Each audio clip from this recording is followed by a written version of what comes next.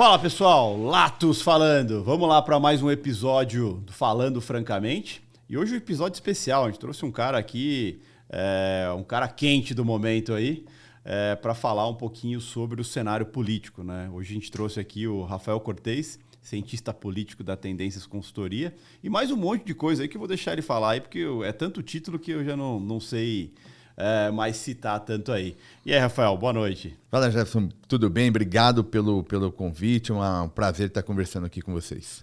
Eu que agradeço o seu tempo. Mas se apresenta pro pessoal aí, porque acho que o pessoal não deve nem saber direito o que é um cientista político, qual que é o real foco de um cientista político, o que ele faz, né? Sobretudo quando a gente pensa nessa relação do debate político e do analista político aos olhos das preocupações do funcionamento dos mercados, enfim, como é que a análise política contribui para um bom entendimento, né, de para onde vai a economia e, naturalmente, como decorrência, para onde vão os preços dos ativos brasileiros ou ativos globais. A minha carreira na Tendência já dura mais de 10 anos, eu entrei na Tendências em 2009, foi meio por um acaso, né, não foi algo planejado. Eu estava seguindo a carreira acadêmica, que é o caminho natural do pesquisador nas ciências sociais, em ciência política não é muito diferente. E aí, a formação de cientista político é ciências sociais. É ciências sociais. Assim, a ciência política é uma das 3 disciplinas dentro das ciências sociais. Tem a sociologia, a antropologia e a ciência política, né? Então, a pós-graduação, no mestrado e no doutorado, tem essa divisão, mas na graduação é dentro desse guarda-chuva.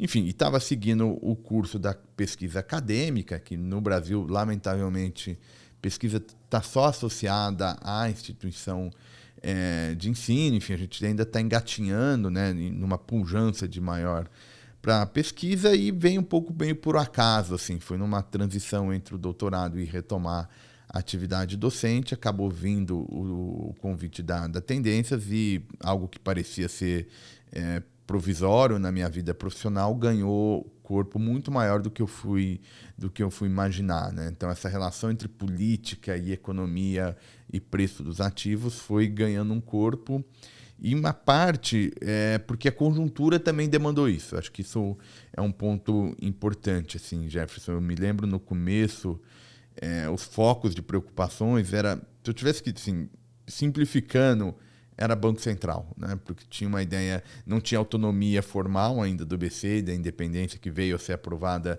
mais recentemente. Então tinha uma ideia de que os ciclos eleitorais poderiam afetar a composição do Banco Central e a relação, né, de um poder que não é propriamente político nesse sentido, e o que o mundo da política faria. Por vários caminhos a coisa ganhou outra proporção, né? Acho que 2013 é um ano chave, né? Você vai lembrar daquela onda de protestos que aconteceram, ninguém sabia muito por quê, para onde ia, o que estava causando, qual que era a implicação. E, paralelo a esse problema político, veio um problema econômico, né? A gente começou a ter uma diminuição das taxas de crescimento, essas coisas se encontraram, e desde então a gente ainda não conseguiu resolver, né? Tanto na política quanto na economia, os desafios vão aumentando. E aí essa é uma conjuntura, você sabe muito bem, né, no fundo, que nesse momento o mercado financeiro começou também a ganhar pujança, sendo diversificado, muita gente entrando e acompanhando, e aí um pouco o produto, o trabalho de analista político, para além da academia, foi ganhando também muito espaço. Tem muito espaço na imprensa, então sistematicamente eu estou em algum lugar falando umas bobagens, assim, tentando lá entender, mas, enfim, acho que é dentro desse contexto que o cientista político conversa com o mercado e com o debate econômico. Até porque, quando a gente pensa em política, a política define o rumo econômico do país, né? Ou cresce ou não, né? Então, olhar para a política é sempre um olhar importante. A gente olha muito para a política, é um dos fatores que a gente chama essa contextualização de entender o cenário como contexto. E um dos pilares do contexto, sem dúvida, é política, né? Sabe, Jeff, acho que você tem razão, e acho que foi legal também para esse entendimento, para ajudar esse entendimento, que essa ideia de que política importa, ela não foi só restrita, em tese, a país em desenvolvimento ou país de democracia nova, né? Pensa o caso americano, por exemplo. uma das democracias, se não a mais antiga, passou por problemas políticos outro dia, né? E, na verdade, ainda enfrenta uma boa parte. Então, essa ideia de que política importa, não importa só para o Brasil, não. Importa mesmo em país avançado, mesmo em país em que a economia aparentemente está funcionando bem, mas a gente descobriu que, na verdade, por trás desse bom funcionamento tem política. Então, às vezes, a gente não está enxergando, mas ela está lá. Claro que quando há um processo de crise, de ruptura ou de alguma perda de dinamismo, a política vem e fica mais claro. E aí o desafio se é verdade que é claro, não é tão fácil o entendimento. Você sabe que está lá. Agora, como é que eu traduzo eventos políticos na análise econômica, na análise de preço dos ativos? Aí que a coisa fica um pouco mais complexa. Não é tão trivial de sair de acompanhar a política, sinônimo de que você vai pegar essa informação e, de fato, te ajudar na hora de alocar investimento. Até porque, quando a gente pensa em política, a gente tem que deixar de lado a ideologia, né? As pessoas confundem muito política com candidato preferido ou qualquer coisa, ou partido preferido, né? E quando principalmente a gente, mercado financeiro, tudo, a gente quer saber se a decisão que está sendo tomada, o que está acontecendo, qual reflexo tem. Se é um reflexo de alta ou de baixa, para a gente, como que a gente reage a isso. Né? A gente deixa literalmente a ideologia de fora e, como você citou, a gente busca entender. Né?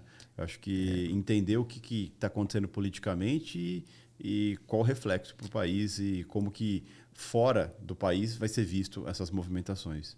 Sem dúvida. Eu acho que se você me perguntar qual que é tanto o desafio de quem faz essa passagem, de fazer a análise política à luz do debate econômico, do debate sobre o impacto em mercados e afins, é ter esse entendimento muito claro, assim, muito claro, né, de que o trabalho, que já é difícil, já é bastante difícil, não é fácil, porque é algo que é diário, é algo que é constante, não tem descanso, entre aspas, né? É ter essa disciplina e quem está recebendo a informação ter esse entendimento, assim, porque tentar fazer a interpretação, esse sujeito gosta desse, do fulano ou beltrano, eu acho que às vezes você pode perder a qualidade do que a pessoa está falando, por bem ou por mal. Não estou dizendo que você precisa concordar com o analista, mas é melhor você ter claramente o que ele quer passar do ponto de vista de impacto do que ficar imaginando qual que é a preferência por A ou por B. Isso é uma outra forma de pensar política, de debater política, que é válido, faz parte da vida das pessoas, do cotidiano, mas na hora de fazer a aplicação desse debate, desse desenho de cenário, né? Eu costumo dizer que não é muito opinião, é uma questão de fazer um cenário, né? Que tem começo, meio e fim, que tenha pressuposto, que tenha relação minimamente de causa e efeito, né?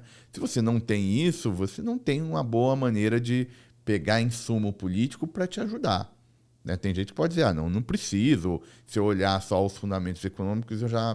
Ok, essa é uma opção de cada um. Eu acho que pode ter um entendimento muito importante, mas, de todo modo, é escapar dessa questão de torcida, de fla-flu, qualquer outra imagem de você ter muita paixão por aquilo e aí deixar se levar por essas paixões. Não, perfeito, perfeito. E me fala uma coisa, está ano eleitoral, né? Um ano sempre complicado, né? Para o mercado financeiro é complicado, para a economia é complicado e... Para a vida do cientista político, como que está esse... Porque no eleitoral deve ser uma... A gente vê você sempre em todos os cantos, aí, em várias mídias, e então deve ser bem complicado. Como que está essa vida de... E você bem citou anteriormente, né? Acho que cada lugar que você vai, a gente sabe que tem de certa forma, uma tendência. Uhum. Né? Tem alguns para um lado, outros para o outro, claro. Independente do lado. E como que é para o cientista político? Como que é para você? Como que está essa rotina em cima disso? Né? Eu brinco que eu não vou fazer apresentação, debate, discussão para fazer amigos, assim, né? Então, eu tenho lá, eu apresento o cenário, enfim, aquilo que eu imagino que seja o mais provável. Eu acho que super importante, é algo que eu procuro fazer, é estabelecer claramente os critérios de avaliação, por que eu estou pensando aquilo, porque o que está por trás desse olhar, olha, vai ter um impacto positivo ou negativo, para que isso? Eu acho que precisa ter também uma lógica econômica por trás. Né? Eu tenho um entendimento sobre funcionamento de mercados, o que é importante para a economia crescer, e a conversa entre essas relações. Procuro deixar muito claro isso quando eu vou fazer o cenário político. Né? E acho que um dos trabalhos, e eu acho que o tempo vai dando isso, e foi dando isso para mim, ter muito claro, assim, às vezes é aquela coisa, não vamos confundir a mensagem com o mensageiro, assim, eu vou lá e vou fazer o cenário, não estou dizendo para as pessoas que têm que concordar, e cada um recebe esse cenário a partir do seu olhar, mas certamente eu não tenho a preocupação de agradar os diferentes públicos que eu preciso falar, eu preciso ter uma honestidade intelectual comigo mesmo e com quem está me ouvindo, do que eu imagino que está acontecendo e os desdobramentos. Já não é muito fácil, na verdade, ao contrário, bem difícil. E eu acho que eu procuro fazer isso de uma maneira mais clara para poder lidar com essa diversidade. Porque, como você mencionou, a gente trata a economia brasileira, mas a gente está falando de muitos setores. Setores que respondem às mesmas variáveis. Tem gente que ganha quando o câmbio deprecia, tem gente que perde, enfim, tem muito impacto. Tem setores da economia que respondem ao mundo de outra maneira. Então, imaginar que você vai conseguir fazer uma mensagem para agradar todo mundo, num certo sentido, até quase que inocente, né, no fundo, e não acho que é honesto do ponto de vista intelectual. Então, a minha atividade, até por conta da minha formação, é tentar ser o mais claro possível e estabelecer ponto por ponto desse cenário, daquilo que é o mais provável. Assim, não é bola de cristal, são cenários probabilísticos, né? E aí eu procuro apresentar, olha, esse cenário depende de tais e tais variáveis, olha para esse ponto. E acho que um ponto importante também não é só, digamos, aquela analogia, né, que é clássica de dar o peixe ou ensinar a pescar. Eu procuro passar o cenário, mas também ajudar e como acompanhar ao longo do tempo, como acompanhar a conjuntura até para a pessoa fugir um pouco desse bombardeio de informação e de análise, de opinião, que simplesmente a gente, ao acordar, a gente já está, né, na era do smartphone, a gente, por definição, acordou e já é bombardeado. E hoje é muito difícil separar informação boa da informação ruim. E para a política não é diferente, e para a política, aos olhos do mercado, também não é diferente. Então, um ponto que eu procuro ressaltar nas minhas falas é também dizer, olhem por aqui, acompanhem esse ponto aqui. Eu não sei bem como é que o que vai acontecer, mas merece uma atenção para que você, aos poucos, vá juntando informação e também vai conseguindo entender melhor, né, como é que essa política está impactando o preço de ativos, o andamento da economia brasileira. Já que você puxou esse assunto também de, eu falo o que é preciso e não o que querem ouvir. Eu, particularmente, gosto muito dessa linha também. Acho que é o que falta na maioria. A gente tem aí uma corrida eleitoral onde a gente começou essa corrida achando que íamos ter terceira via, né? Citando aí as mais prováveis, Dória e Sérgio Moro, ambos por questões políticas, internas, enfim, acabaram abandonando esse pleito da corrida presidencial e acabou basicamente ficando polarizado, né? A gente tem de um lado o atual presidente da República, né? E tem o Lula, que conseguiu se tornar elegível e está aí, já formalizou sua candidatura. O presidente Bolsonaro também já formalizou sua candidatura. Bolsonaro aí com o general Braga Neto como vice e o Lula como Alckmin.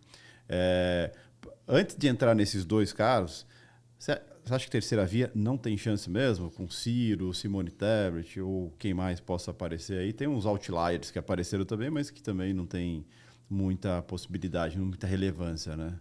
Eu, assim, até depois eu fazendo um gancho com a sua pergunta anterior, dessa questão de como é que está o meu cotidiano e de ir organizando, acho que tem um ponto importante que é a exposição à mídia, a maneira como o debate chega na vida das pessoas, e uma parte, eu acho que aí para fazer o gancho, né? chegou muito pela questão da terceira via, né? A terceira via estava na boca de todo mundo, uma baita expectativa, mas que quando a gente olhava um pouco mais com cuidado, né, o conhecimento acumulado sobre como é que é a dinâmica de uma corrida presidencial, era um pouco estranho de por que tem essa demanda, uma expectativa de que essa terceira via vai crescer. Em algum momento ela até virou quase que estava dado que cresceria, porque tem esse mal-estar, né, das pessoas com política, é natural.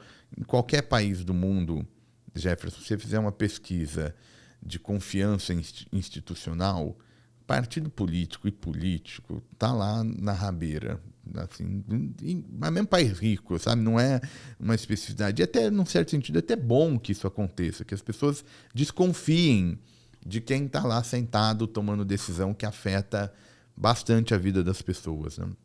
Então, essa desconfiança é um pouco natural.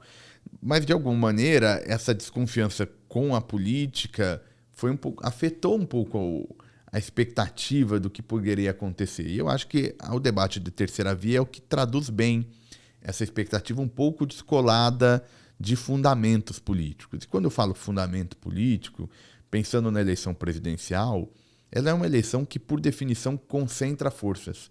É raro, é difícil você ter eleição muito fragmentada, que você olha, tem muito candidato e você não tem a menor ideia quem vai ganhar. Por 89, primeira eleição pós-Constituição de 88, foi uma eleição desse tipo aqui no Brasil, né? Basicamente, todo governador, ou uma boa parte dos governadores, saíram para presidente. Por que eles saíram? Saíram porque não tinha reeleição. Então, naquela época não tinha reeleição. Então, o sujeito terminava o mandato de governador, não tinha para onde ir, em tese, né? Ou eram opções mais limitadas. Se quisesse crescer, a presidência era o caminho natural, né? Já tinham eleições para governador desde o início dos anos 80, né? A transição começa pela eleição local e depois chega para a eleição para presidente. Então, todo mundo já votava para prefeito, já votava para governador e votou em 89 pela primeira vez. Então, na eleição presidencial de 89, ninguém sabia quem era forte e quem era fraco. Todo mundo entrou, o eleitor recebeu uma enxurrada de candidatos, e aí o resultado foi muito, muito disperso. Tirando 89, Jefferson, quase todas já dão uma bela concentrada. Então, de 94 a 2018, as eleições foram concentradas, a tal da polarização.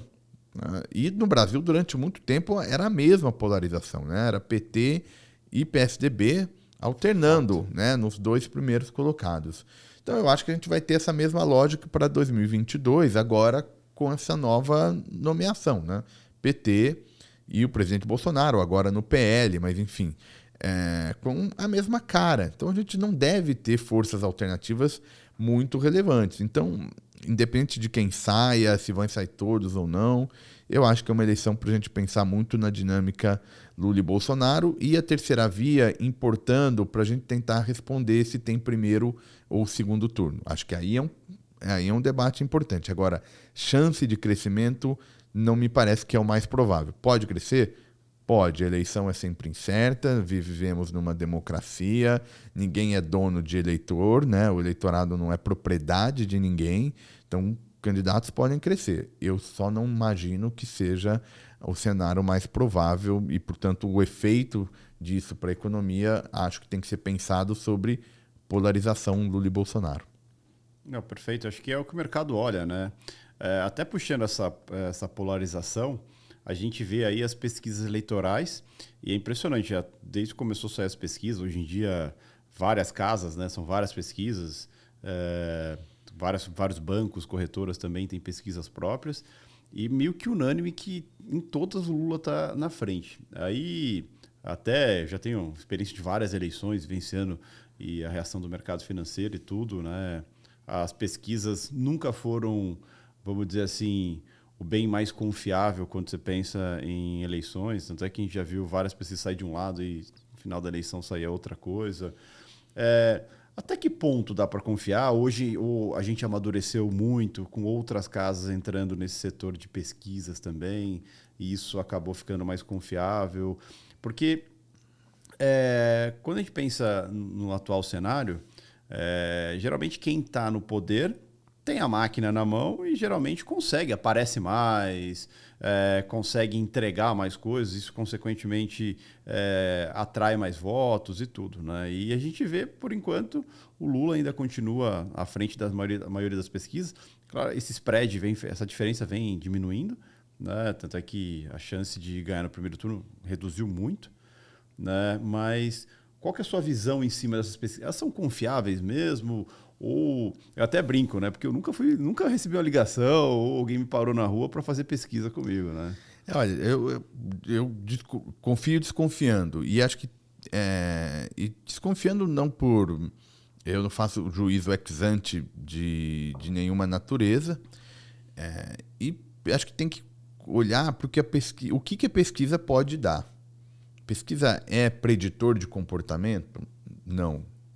É muito difícil você prever escolhas eleitorais, sobretudo a motivação, o que está por trás da cabeça do eleitor. As pesquisas acadêmicas mais recentes, a ciência política mais recente, cada vez mais tem chamado a atenção para um componente emocional no voto, né?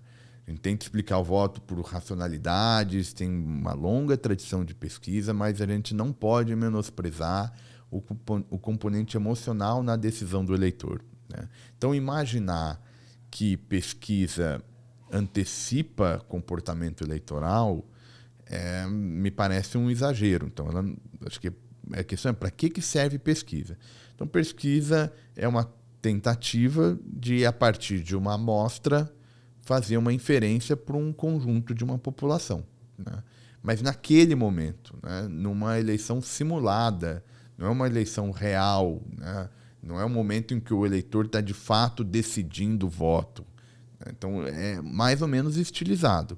E aí tem vários problemas, vários desafios para fazer essa passagem do que está numa amostra, né, que você vai lá, coleta e faz e quantifica, para esse universo. A amostra pode não estar bem desenhada, a gente não sabe todas as características, todos os recortes amostrais que tornariam esse subconjunto representativo do eleitor como um todo, tá? Então tem vários desses problemas, tem técnicas para resolver, para minimizar esses problemas, mas ele é isso, ele é Nunca é exato. Nunca é exato, ele é probabilístico, né? Tem lá uma probabilidade dentro da margem de erro, tem toda uma leitura que é um conhecimento que é difícil ter, é muito restrito, o entendimento de como ler pesquisa e o que pode estar por trás. Então, ela serve para fazer essa tentativa de dar uma mapeada, dar uma ordem de grandeza do tamanho da intenção de voto ou das questões políticas que estão afetando. Agora, ela, independente de onde, se estão certas, mais certas ou mais erradas, etc. e tal, ela já em si, elas têm um valor muito importante, né? Porque, por exemplo, o debate sobre terceira via que a gente estava conversando, é muito difícil para quem quer ser terceira via, para quem quer furar uma polarização. Ainda mais não é qualquer polarização, viu, Jefferson? Esse também é um ponto importante. É uma polarização frente a frente, dois nomes que ou são, né, ou é presidente ou foi presidente. Então todo mundo conhece. Não é qualquer pessoa, né? Não é qualquer polarização. A eleição de 22 é uma eleição que vai ficar de frente a frente dois caras grandes, né? Dois caras conhecidos nacionalmente. Não dispensam introdução, dispensam apresentação.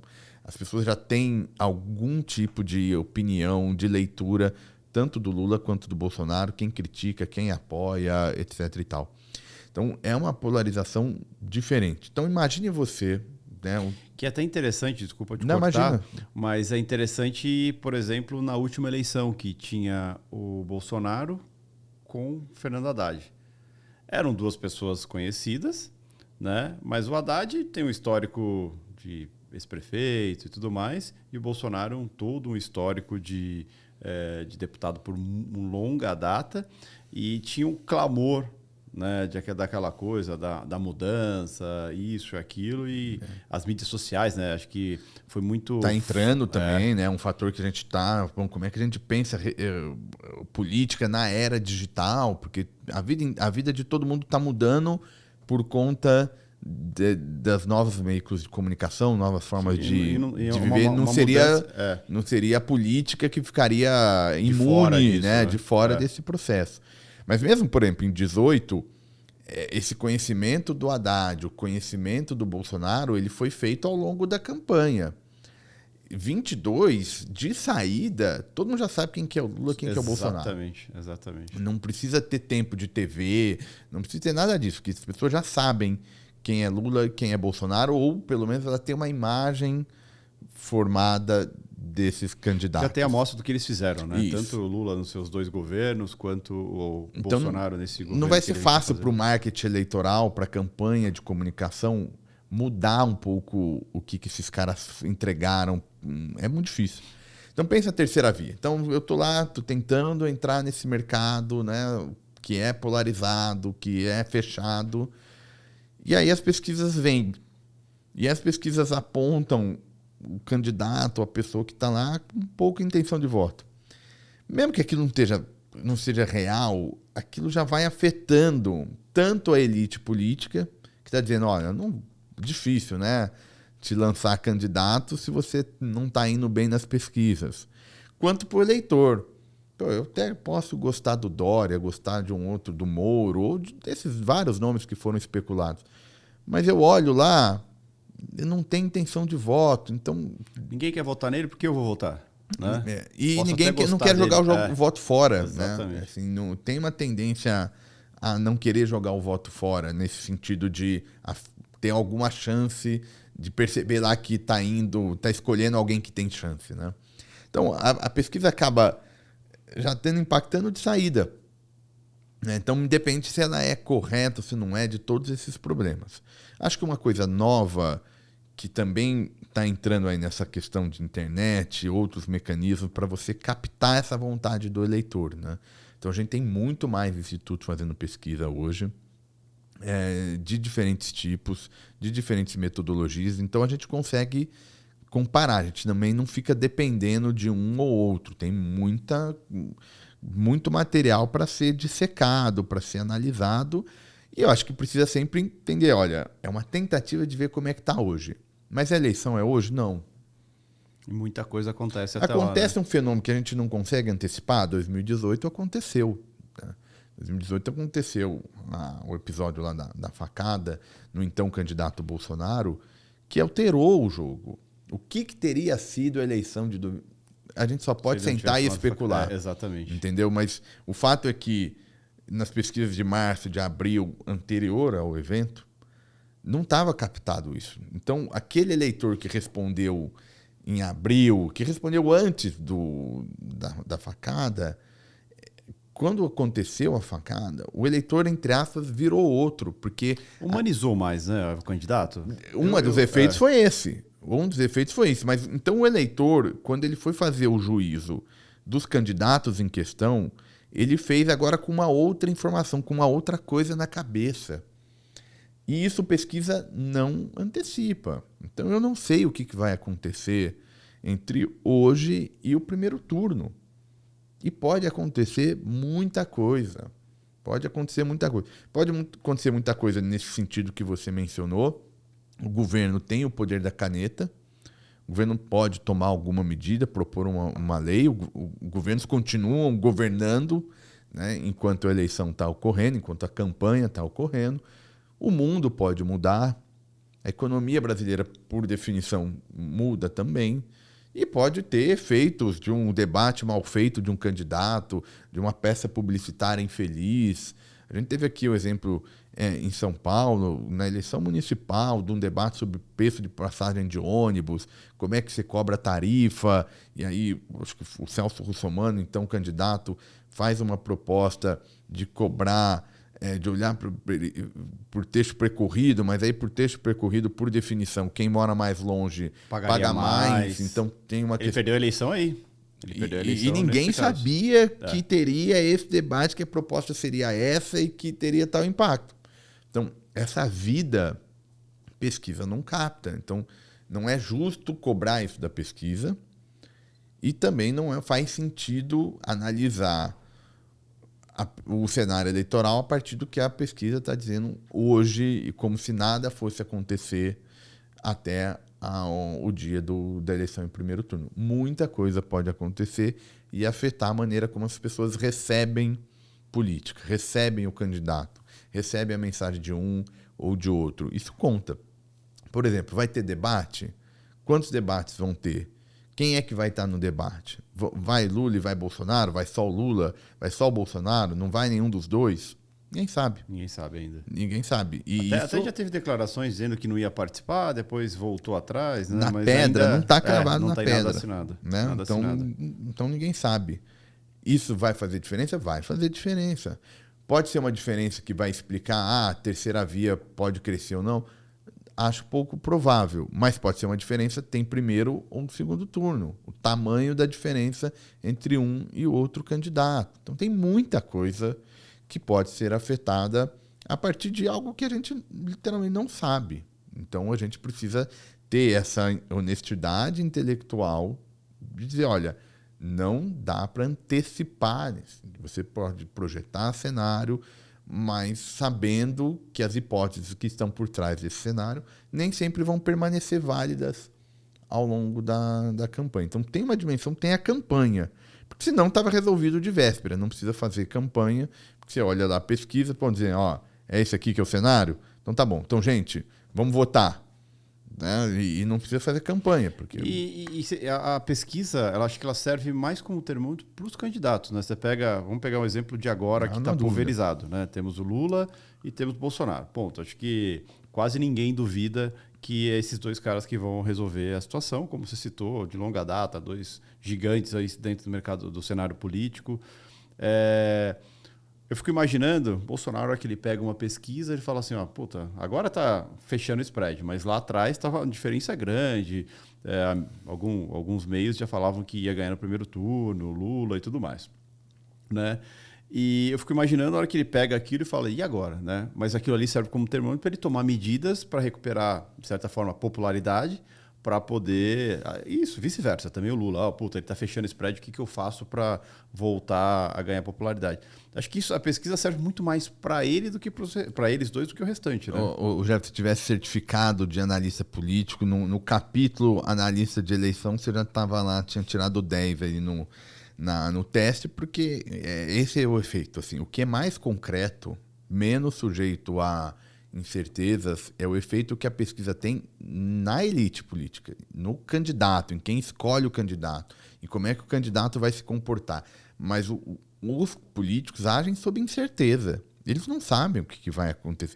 Podem ter uma noção, tem uma noção, é claro, ninguém nasceu ontem, político experiente está aí no mercado há um bom tempo, está disputando a eleição há um bom tempo, mas não é, de novo, não é cravado na pedra. Então, a pesquisa serve para orientar o comportamento do candidato, que possivelmente vai escolher uma resposta, um diálogo, um discurso, um sinal, formar uma chapa para responder aquilo que aparece na pesquisa. Mas o eleitor, ninguém combinou com o eleitor. Ninguém combina nada com o eleitor antes. O eleitor pode parecer que não, e eu acho que isso é uma das coisas que a gente precisa recuperar, uma ideia de que não tem dono, não. Assim, o eleitorado age com autonomia quando o sistema é confiável, etc. Tal, voto secreto, tudo direitinho, né? Que a gente aprendeu ao longo da história o que ajuda ao eleitor ter essa liberdade. Isso está valendo. Então, o PT pode ter uma estratégia, Bolsonaro pode ter outra, Ciro outra. Agora, o eleitor não responde como se fosse guiado pelo que o candidato falou. Como é que faria isso? Porque se a gente olha as pesquisas, todo mundo desconfia de todo mundo. Então, uma parcela do que a gente sabe nas pesquisas é que a regra é desconfiança. Para todo mundo. Então, imaginar que aí, mesmo sob essa desconfiança, vai estar todo mundo seguindo o candidato fala, o que o candidato não falou, me parece exagerado. Me parece. Agora, esse impacto que você mencionou é muito importante. Então, a terceira via não conseguiu se viabilizar, em parte porque nunca alguém acreditou efetivamente que ela era grande ou que ela poderia crescer. Aí o tempo vai passando, fica mais difícil você mobilizar, né? Política é soma. É quem soma que ganha, quem soma aliança, voto né? que ganha. Aliança. Faz aliança com partido, com grupos sociais, com celebridades, com influencers. Agora tá todo mundo buscando formas de conectar com o eleitor. E tá todo mundo aprendendo. Tá? Uma grande... Ainda mais nessa nova era. Né? Uma das grandes questões é esses influencers, essas pessoas que têm um número de seguidores relevantes, expressivo. Traz voto? A gente está tateando essa relação, entendeu? Então a gente precisa ter cautela nessa interpretação. O que eu acho que de saída ajuda, essa mensagem é divulgada. É mais fácil quando você tem canais que... Pensem, o mensageiro é o candidato. Precisa chegar no eleitorado nacional, diverso, marcado por diversidade de vários tipos. Né? O Brasil é uma sociedade muito plural e que aparentemente está muito radicalizada. Aparentemente não, muito radicalizada. Então o candidato tem que passar uma mensagem e precisa chegar na vida das pessoas. Então, todo canal que ligue mensagem do candidato ao eleitor potencialmente dá voto. Não o canal, não o canal em si, né? Não a figura que está exercendo. Agora, quem é bom transmissor. Tá? Agora, vai depender da mensagem. Tá? Me parece que até esse peso do influencer, dessas novas figuras, é também lido por uma radicalização, por uma polarização. Então, eu diria que é mais ou menos assim. Quem gosta do influencer antes, por qualquer que seja outra razão, olha de uma maneira positiva. Mas agora, quem não gosta, também não vai se mexer porque determinada pessoa apoiou A ou B. Mas seja como for, está aí no jogo. Isso faz parte. Né? Essa é a maneira como a mensagem está chegando. Então, a mensagem política hoje, ela chega de muitas formas. A gente estava conversando anteriormente, um pouco antes, dessa questão das pesquisas. Uma parte das pesquisas não conseguirem captar o que, digamos, estava um pouco na véspera, entre aspas, e no momento das urnas, não tem a ver só com problemas metodológicos da pesquisa. É que o eleitor agora tem até o último instante para receber uma informação que pode ser fundamental para ele decidir o voto. E lembrem, a gente não vota só para presidente. A gente faz lá uma sequência de votos. Então, até conseguir fechar, e que vai para presidente, para governador, para senador, deputado estadual, deputado federal, é muita informação. Então, a pesquisa não capta isso. Ainda mais agora quando você pega o telefone e você tem lá, você pode receber uma mensagem ali segundos antes de entrar na urna que pode dizer, agora eu fiz a minha escolha. Mas sabe que você falou sobre essa questão de informação? E aí, inevitável fazer essa pergunta, mas é a questão das fake news, né? Porque acho que... já vivi várias eleições, você tem muito mais profundidade que eu sobre isso, e boa parte de eleições, um candidato tenta desmoralizar o outro, né? Acho que esse é o grande X, tentar achar os podres, né? Vamos dizer assim, sendo mais direto, um do outro, para justamente mostrar, tá vendo? Eu falei que esse cara não era bom, ou fulano, ciclano e tudo mais, né? Ocorre muito isso. E também tem a plantação disso, né? Que é hoje a gente chama de fake news, que o STF tenta combater tudo. Você acha que a fake news pode atrapalhar muito essa corrida final? Você acha que isso vai se intensificar? Como que você enxerga isso nesse pleito eleitoral? Coisa que, por exemplo, em 2014, por exemplo, não tinha isso. A magnitude é uma outra proporção, outra né? proporção. Outra proporção. Tá impactando. Porque se a gente pensar, é informação, né? O eleitor precisa formar uma cabeça, ele precisa fazer escolhas de várias eleições, então não é só da eleição presidencial. Então ele precisa formar uma opinião num sistema em que ele já tem uma desconfiança de saída, de legendas partidárias, num sistema em que o partido não tem uma imagem, com uma exceção ou outra, o partido não traz uma imagem na vida do eleitor, né? Porque os partidos hoje não têm mais esse papel, eles não conseguem mais produzir imagens consistentes em que o eleitorado vai acompanhando ao longo do tempo. E o sistema brasileiro, então, muito menos, porque é um sistema muito fragmentado. Então, é muito difícil imaginar 15, 20 partidos e conseguir identificar o que cada um representa. Então, eles não servem para isso, né? Não ajudam o eleitor nesse sentido. O eleitor tem que se virar. Está lá, tem que se virar sozinho para conseguir formar essa opinião. E ele precisa de informação. E é custoso separar o que é informação de fato real de informação que é... Até mesmo qual veículo é de fato sério, qual que não é, qual que eu considero, que eu não considero. A gente do mercado financeiro, puta, sofre com isso, não só com política, mas com outras coisas. Puta, qual fonte é realmente confiável, qual que não é? É muito difícil. Então, eu diria que quase uma tarefa impossível, assim, né? Qual que é o grande problema? É que a magnitude da troca de informação é outra, né? Você, na era do jornal, tinha notícia, você esperava o jornal do dia seguinte para ver qual que era a capa, para ver qual que era a repercussão, e aí tinha um longo período para ver o impacto, e aí esse jornal ainda era, no outro dia já também não tinha muita validade, porque entra, outra não tinha. Hoje você tem uma velocidade muito maior, né? E hoje não apaga mais. Hoje não apaga print mais. é eterno, né? O print é eterno. Do que não era.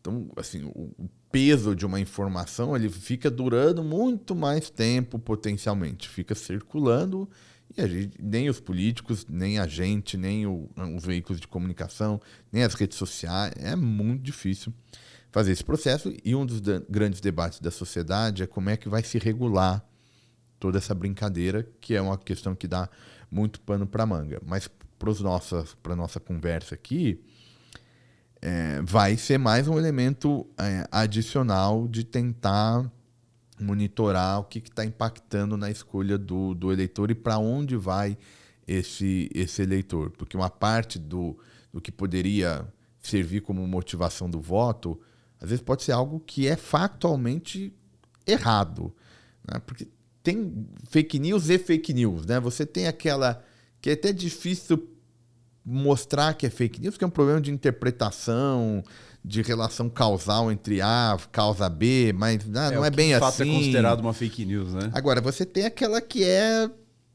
factualmente incorreto e que aparece na coisa e você não retira mais, né? Porque é muito difícil você fazer a prova de que aquilo estava factualmente incorreto. Então, eu não sei como é que a gente vai resolver, mas isso vai ser mais uma das angústias. Então, se você me perguntar se eu consigo ver um cenário em que a gente vai confiar em político, em partido, eu diria que não e cada vez menos. Assim.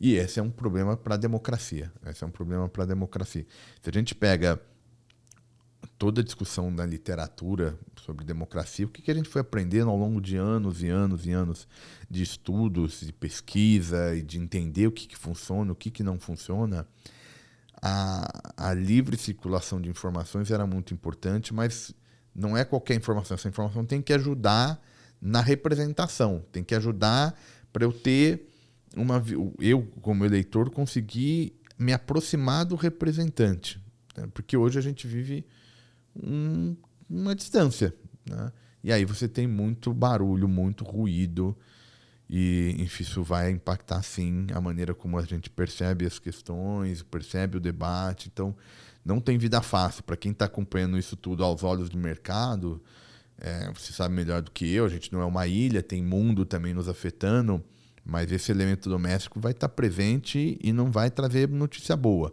Nesse sentido, vai trazer dificuldade de analisar, de antecipar movimento. Então, a gente realmente tem que estar preparado aí para um segundo semestre pesado nesse aspecto. Acordando cedo, né? E dormindo tarde, porque, enfim, vai ser pesado. E a gente vê agora, voltando à polarização, a gente teve ali um Lula, né, que acho que foi o primeiro que anunciou seu vice aí, o Lula com Alckmin, né? E a gente sempre fala que politicamente, dificilmente alguém escolhe o vice para trazer voto. Geralmente você escolhe um vice para trazer aliança de partidária e essas coisas, né? E aparentemente a gente vê o Lula sendo mais até... Muita gente se assusta, né? Puta, como que assim o Alckmin aceitou ser vice do Lula e tudo mais, né? Só que o pessoal esquece que política é político, né? E político que quer fazer política, ele quer ir para o poder e o que precisa fazer para ir para o poder, de certa forma, ele vai fazer, né? As alianças que tiver que ser feita e tudo mais. E você acha que a escolha do Alckmin para vice e o Alckmin aceitar ser vice do Lula, até porque eles viviam partidos que eram bem distantes, né? Acho que teciam publicamente críticas um contra o outro e tudo. Como que você enxerga isso? É simplesmente um ato político? Olha, agora o que aconteceu lá atrás não importa, vamos se unir para ganhar, você traz voto aqui ou traz aliança? Como que você enxerga isso? Jefferson, eu acho que essa é uma excelente pergunta, porque dá a oportunidade de a gente dialogar. E porque a gente estava conversando até agora, era tipo, como é que eu recebo informação política? Não é para torcer, não é... E acho que esse é um exemplo bem claro.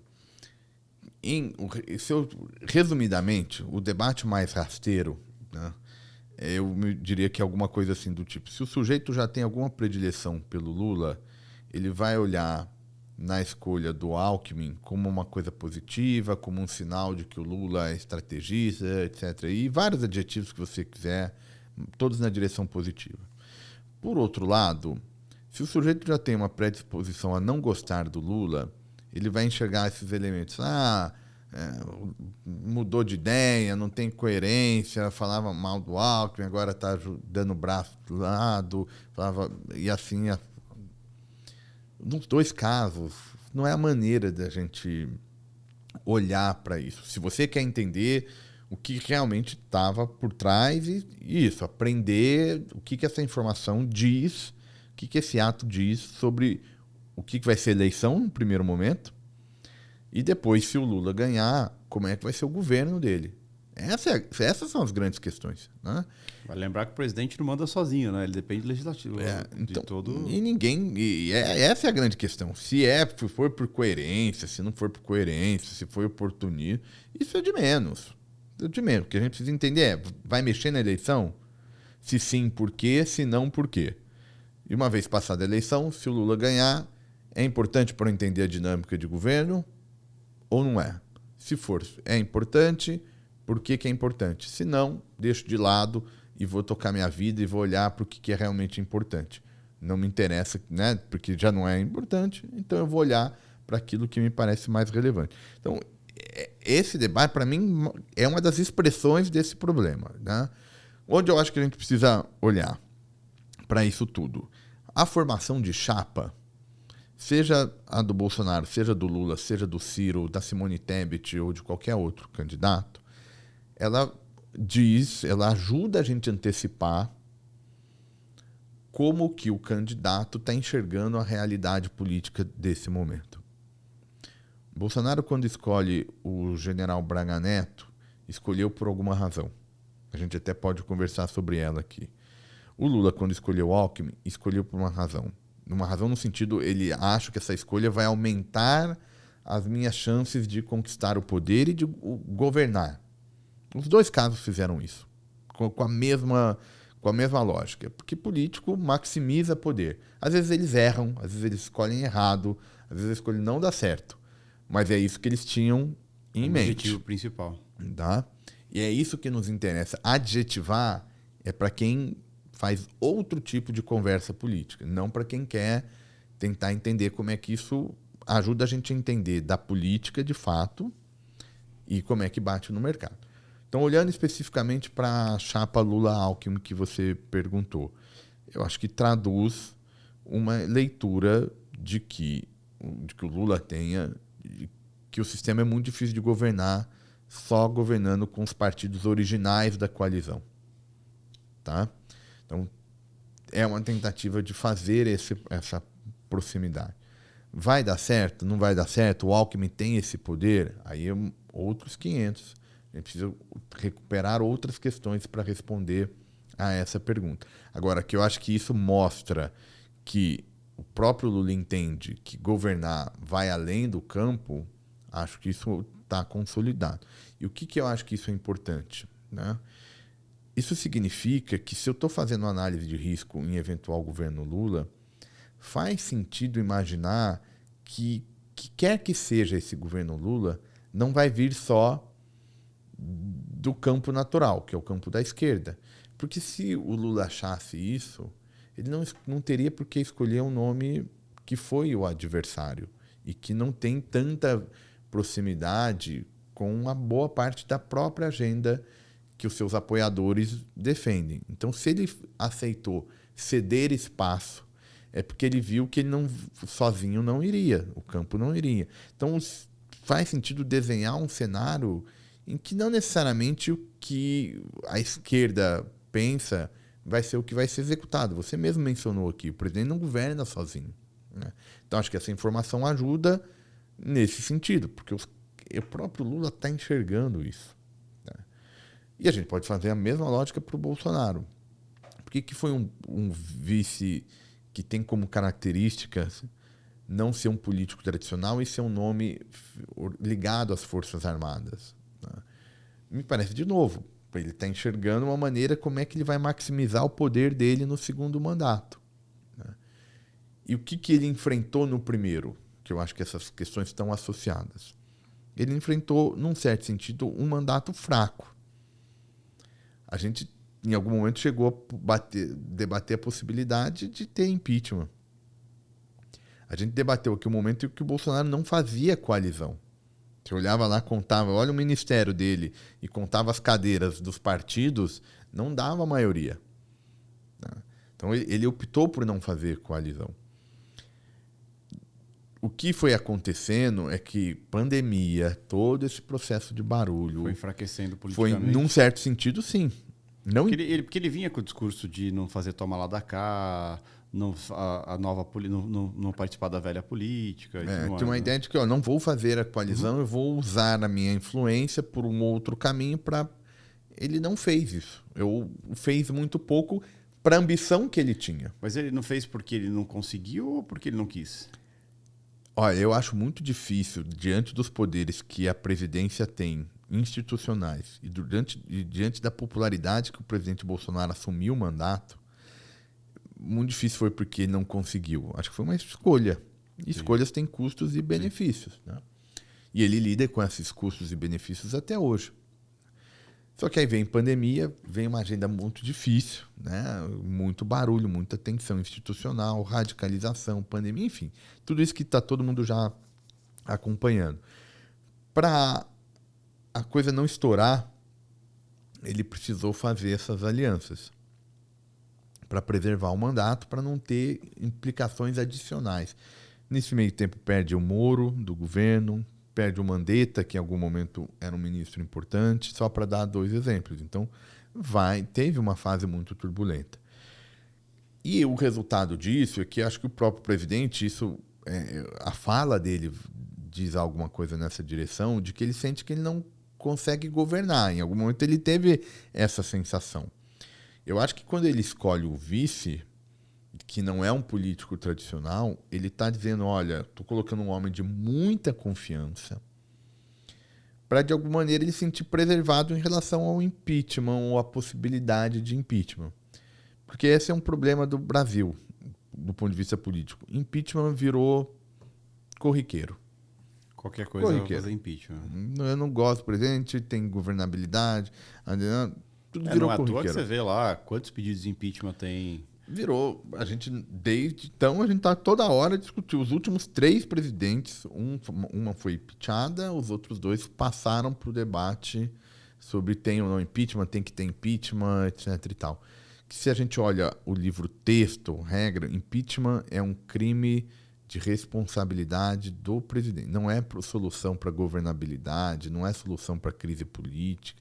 Isso foi... Não é um fator de pressão. Isso foi uma interpretação que foi dada e que, lamentavelmente, pegou. Então, agora virou meio lugar comum. Então, a gente já não sabe mais quando, por quê. Perdeu. Eu tomara que recupere esse espaço, mas eu não sei se vai recuperar. Então, a gente tem que trabalhar com a ideia de que impeachment virou saída para crises políticas eventuais, né? E eu acho que ele está se protegendo disso. O que significa que ele quer um segundo mandato mais ele. Então, se ele for eleito, ele vai buscar esse segundo mandato mais ele, né? E aí, Câmara e Senado vão aceitar essa agenda? Não vão aceitar. Então, aí você ajuda a ter cenário a partir dessa escolha do vice. Independente de adjetivação, se você tem simpatia, preferência. É uma ideia de, bom, como é que o sujeito está enxergando essa realidade? Como é que ele está enxergando os desafios para ele governar? Então, essa é uma informação importantíssima. Se a gente imagina conseguir entrar na cabeça dele, dos caras que a gente está tentando acompanhar e ver essa motivação. Tarefa fácil? Não é tarefa fácil. Mas se a gente ficar, não, é coerente, não é incoerente, é isso, perde muito, você gasta energia com coisa que está ali no dia a dia, mas acho que para quem está, de novo, olhando para pensar boa informação, para aplicar na leitura de conjuntura, para aplicar nos seus investimentos, para aplicar em que quer que seja, faz sentido que você olhe aquilo como o que esses caras estão pensando. Não é se eu concordo, se eu discordo do ponto de vista moral, ético. Isso aí, política e moral, elas estão separadas. Distintas, né? Então, são terrenos distintos. Desde o Maquiavel já tinha ensinado para a gente, século lá atrás, né? Que política e moral são outros terrenos. Assim. Você não olhar a política do ponto de vista só moral perde muito. E fazer o debate moral com a implicação política é uma confusão que não diz muita coisa. Porque ele não está fazendo teoria política, ele não está pensando como é que é o mundo ideal. O que o mundo ideal te ajuda a olhar o que está acontecendo? Pouco. Então, vamos olhar para a nossa realidade. E acho que a gente tem que fazer isso na formação das chapas de quem quer que seja. Por exemplo, o Ciro deve sair com uma chapa do próprio partido. Não faz sentido para quem quer maximizar poder sair com uma chapa do mesmo partido. Isso é sinal de fraqueza. Não tem como chegar ao poder. E se chegar ao poder, não governa. Se eu não tivesse mais nenhuma informação sobre a candidatura Ciro, só soubesse que o vice dele é do mesmo partido, eu já construiria um cenário que partiria do pressuposto de que isso vai ser um governo fraco, de que é uma candidatura fraca. Se é do mesmo partido, de um nome que tenta fugir à polarização, de um nome que precisa de muito tempo de TV, porque o Bolsonaro, por exemplo, é um outro jogo. Ele não precisa de exposição, ele já tem exposição com o governo. Ele tem a máquina na mão, né? Então é diferente. Agora, quem quer entrar, quem está lá com pouca intenção de voto, não quer ter mais espaço no horário eleitoral. Não quer ser eleito, né? Então, isso diz alguma coisa. Então, se eu só soubesse isso, eu já faria uma aposta e falaria, olha, tem alguma coisa aí com esse projeto presidencial que vai ser difícil. Por que não tem? Tem tanto partido aí? A gente não tem vários partidos? Como é que não... Nenhum, possível não achar um que não queira tem fazer nenhum, aliança. O outro que confie que esse projeto vai crescer. Tem alguma coisa aí. Tem alguma coisa aí. Então, esse tipo de leitura que é leitura que acho que é importante, assim, você ir lá e tentar extrair o que significa determinadas escolhas. Eu acho que isso é o desafio. Tanto é que no eventual segundo turno, que é bem provável que a gente tenha, esses caras vão ser disputados a tapa, né? Porque todo mundo vai querer o apoio, né? Essa é a lógica, assim, você tem... política é quem soma. Política é quem soma. O próprio presidente Bolsonaro, que teve ali algum momento muito excepcional. Acho a eleição de 2018 muito excepcional. Dificilmente vai repetir um padrão da maneira como ela foi, né? Com aqueles elementos que foram, numa conjuntura política muito marcada pela Operação Lava Jato, que quem estava acompanhando aquilo sentia. A gente não teve algum momento que a gente e os próprios políticos não sabia se teria operação em Polícia Federal. À noite era especulação, de manhã já tinha soltados, a gente acordava, já tinha operação e era operação atrás de operação. E essa novidade, entre aspas, né, da delação premiada, e aí é uma sequência de delação e confundiu literatura política com processo penal e qualquer coisa do tipo, né? Então, essa eleição de 18, depois com aquilo que a gente já mencionou, o Lula candidato, mas já sabia que não teria condição dos direitos políticos, então a chapa não se formalizou, aí foi o Haddad, o Bolsonaro com a faca. Então, tem tanta excepcionalidade ali que eu acho que ela não ajuda a gente a antecipar muito.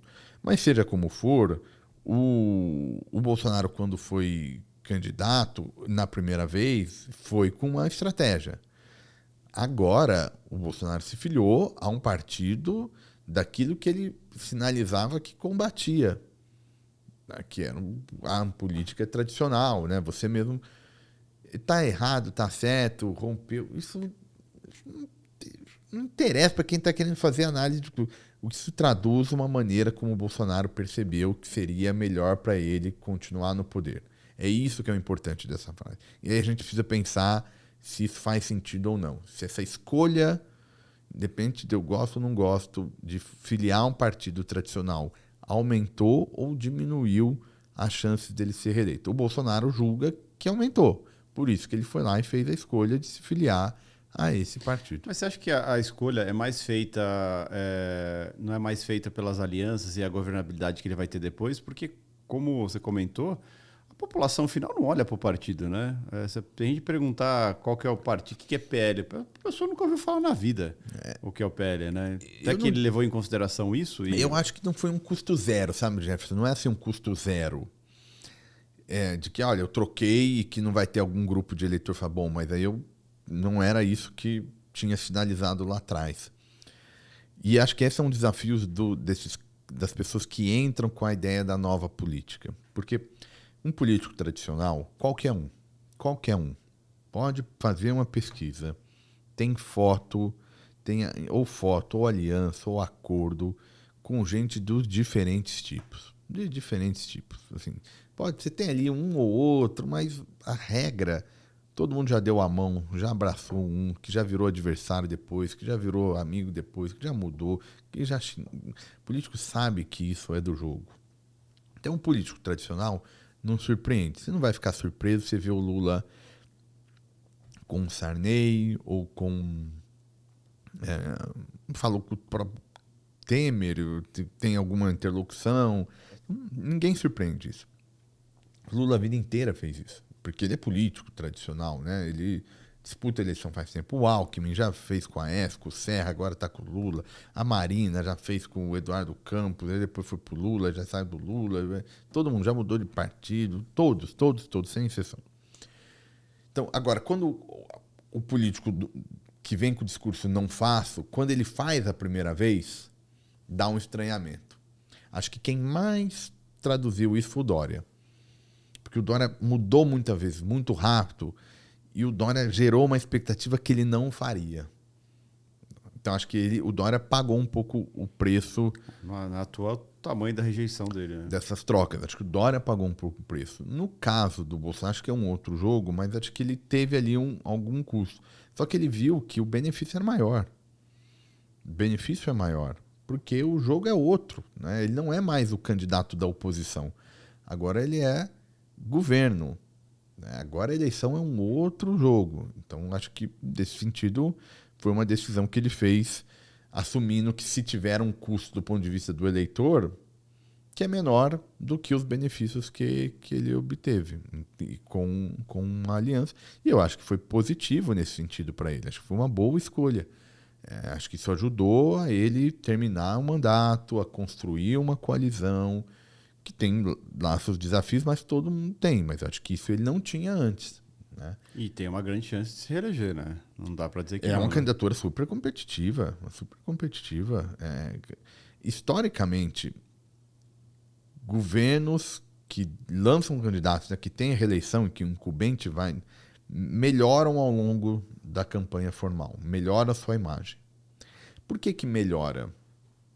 Porque uma das vantagens de ser governo em relação à oposição, que a oposição ela pode, no máximo, criticar e mostrar alguma coisa que fez lá atrás e que Aliás, eventualmente a faria. oposição é ótima pra fazer isso, né? Principalmente PT, né? A oposição, qualquer oposição, porque ele não está no governo. Entendi. Quem que está no governo? É, por definição, o presidente, quem vai disputar a reeleição. Então, os outros podem dizer, olha, isso está errado, eu faria melhor. Mas ele não tá lá? Né? Faria, não faria? Tem um caminhão de incerteza aí. Então, o eleitor, ele é mais impactado pelo governo, porque o governo não só fala, o governo pode fazer. O governo pode editar uma medida provisória, pode propor um projeto de lei, pode nomear A, B, tirar um ministro, colocar ministro, mudar o nome do programa social, mudar logo de governo. Claro que eu estou exagerando um pouco aqui. Mas isso é positivo para a imagem dele. Que aí puxa o gancho daquilo que eu estava comentando sobre a pesquisa. O cara olha a pesquisa, bom, tô com a máquina aqui, pero o que eu tenho que fazer para mudar isso aqui? É muito mais forte. O apelo do governo, o governo produz coisa concreta. Quem vai entregar coisa concreta para a eleição de 22 é só o Bolsonaro. O Lula vai tentar lembrar como é que era na época que ele foi presidente. O Ciro vai tentar falar, olha, o meu diagnóstico de economia, de política é melhor por isso, por isso, por isso. A Simone Tebet vai tentar lembrar que ela fez algum trabalho como senadora, mas é só no discurso. O Bolsonaro é o que pode chegar a falar, eu fiz. E, de novo, pro bem ou pro mal. Porque se as pessoas não gostarem do que ele fez, isso é ruim. Se ele não tomar boa decisão, prejudica. Entendeu? Mas de saída, o governo tem essa vantagem.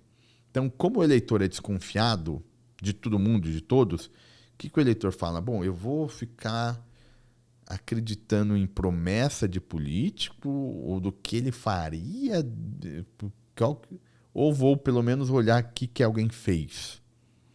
Então, essa mensagem de quem concorre à reeleição é mais forte. Por isso que tem essa tendência de crescimento. Às vezes não salva a reeleição. Mas tanto é que Às acho vezes que, salva. se me falha a memória, acho que não teve nenhum presidente desde a era da reeleição que não conseguiu se reeleger, né? Ainda não. Foi pego o Fernando Henrique, Lula. A Dilma conseguiu se reeleger A também. Dilma se apesar de ter reelegeu, sido não empichada. encerrou o segundo mandato. Uhum. E agora o Bolsonaro. Ou Que seja, vai passar. O Temer não tentou, né? O Temer não mas também ele tentou. gastou todo o capital político que ele Não, tinha. é né? uma O Temer circunstância era uma que, situação totalmente... olha a avaliação do governo, muito rejeitado, não dava nem para sair, né? Mas quem tentou é competitivo, Essa é uma das razões que 2018 foi muito diferente. Porque é uma eleição que vinha acabar vindo do impeachment. Então o eleitor estava olhando para quê? Estava olhando para o governo Dilma, estava olhando para o governo Temer. Então, quando ele estava olhando para o passado, o que ele estava pensando, né? O que ele estava julgando? Ele estava olhando a decisão do governo Dilma ou do governo Temer? Ninguém sabia muito como é que ia ser essa lógica. Então, essa é uma das razões que 18 foi diferente. Mas a lógica... Que um outlier acabou... E aí acabou... Aí depois a gente aprendeu que o eleitor estava tratando ali o passado como a mesma coisa. Não queria. Seja a versão do PT, seja a versão do MDB, a alternativa tradicional, que era o PS. Né? Queria uma... Tanto é que quem ganhou a alternativa tradicional, o PSDB, pensa do ponto de vista do PSDB, a maior crise do seu rival, que é o PT, e você não é o beneficiário dessa crise, é porque realmente ali estava um cenário muito difícil. Um cenário muito difícil para quem tinha alguma imagem de status quo. Imagem. Então, olha, o PT já governou muito, Temer do MDB, o MDB é um partido tradicional, então, e o PSDB estava ali disputando a eleição sempre. O eleitor em 2018 não quis nada disso. Quis um candidato que era do mainstream, mas não tinha a imagem ligada ao mainstream. Né? Não tinha o comportamento usual do político, tinha uma retórica muito particular, e aí foi o vencedor. Então, que mostrando que era realmente ali uma cultura muito... Em condições normais de temperatura e pressão, vamos dizer assim, candidaturas de reeleição, elas são competitivas. Significa que vai ganhar? Não necessariamente, mas competitivas são. E uma parte por conta disso. Vai lá e faz uma emenda constitucional, propõe uma emenda constitucional, propõe um projeto, troca o ministro, coloca o ministro, só para citar aí possibilidades que a oposição não tem. A oposição tem que arrumar discursos para convencer o eleitor que fala, olha, supera essa incerteza, dá para ser melhor. E aí, quando ele consegue ter essa imagem... Eu acho que eu pego um exemplo bem clássico, né?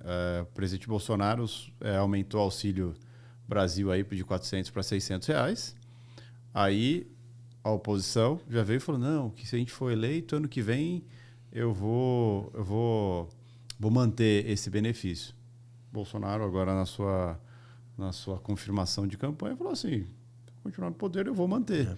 Né? Vou manter uma coisa que eu criei, uma coisa que eu fiz. Isso tem um apelo, como você citou, tem um apelo muito maior, né? E se você... Essa também é uma outra questão que também testa a nossa capacidade, a nossa disposição de tirar coisa e olhar o concreto, né? O que me parece que é concreto? O governo, para o bem ou para o mal, tudo que acontece nesses 4 anos é da conta dele. Não foi ele que... Não interessa. Vai ficar lá no legado. Foi o mundo que cresceu. Não interessa. Tá marcado por... foi um erro porque a Câmara vetou um projeto que era bom e aí também não interessa. A minha leitura é essa, né? Assim que eu tudo fazer. O que aconteceu nos 4 anos de um mandato está na conta do presidente. Uma parte ele tem controle, uma parte não tem controle. Essa questão do auxílio, né?